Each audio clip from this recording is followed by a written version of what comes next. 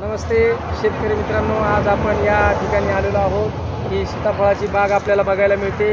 तर ही जवळपास 7 वर्षाची बाग या ठिकाणी आपण बघतो। 7 वर्षापूर्वी लागवड केलेली ही सीताफळाची फळबाग आहे।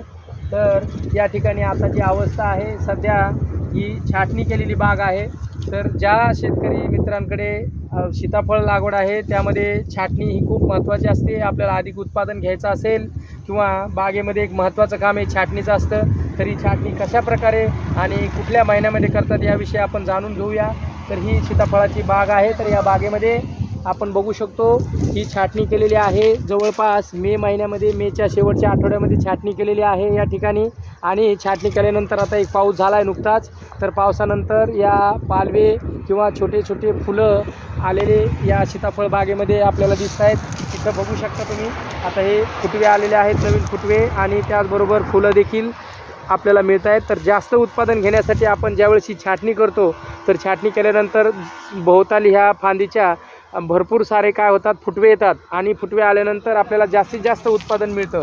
नाही तर मग सीताफळामध्ये आपण छाटणी नाही केली तर ही सीताफळाच्या फांद्या सरळ वाढतात। या अशा प्रकारचे बघू शकतो आपण। तरी सीताफळाच्या फांद्या सरळ वाढतात, त्याला आकार राहत नाही आणि मग त्यामुळे उत्पादनावर पण त्याचा परिणाम पडतो।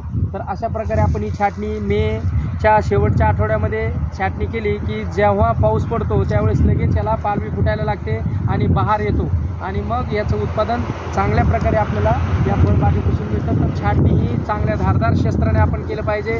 नाहीतर या ठिकाणी बघू शकतो आपण, जर अशी चुकीची छाटणी केली, ही छाटणी करताना जर आपण चुकीच्या पद्धतीचं शस्त्र वापरलं तर अशी विजा होते किंवा या ठिकाणी सुद्धा बघू शकतो। तर ही चुकीची पद्धत आहे। अशा पद्धतीने केलं तर फळबागेचं जे झाडाचं नुकसान होऊ शकतं किंवा झाड हे वाळू शकतं। तर अशी कृपया शेतकरी बांधवांना विनंती आहे की अशा प्रकारची छाटणी करू नये। धारदार शस्त्राने आपण अशी छाटणी केली पाहिजे ज्यामुळे या झाडाला नुकसान होणार नाही। आणि दुसरी महत्त्वाची गोष्ट आहे की ज्यावेळेस आपण छाटणी करतो त्यावेळेस त्याला बोर्ड पेस्ट दिलं पाहिजे। नाही तर मग काय होतं की ज्या फाट्या आहेत ह्या जळतात किंवा वाळायला लागतात आणि हे मग हे वाळून झाड पूर्ण वाळण्याची पण शक्यता असते किंवा त्यावरती फंगस ग्रो होतं किंवा फंगस बुरशी त्या ठिकाणी वाढते। म्हणून याला थोडंसं बोर्ड पेस्ट आपण जी छाटणी केली त्या ठिकाणी करणं आवश्यक आहे।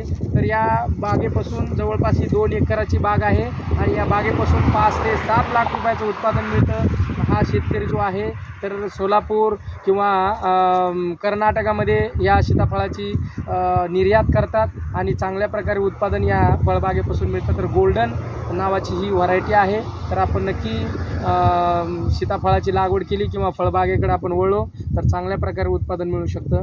धन्यवाद।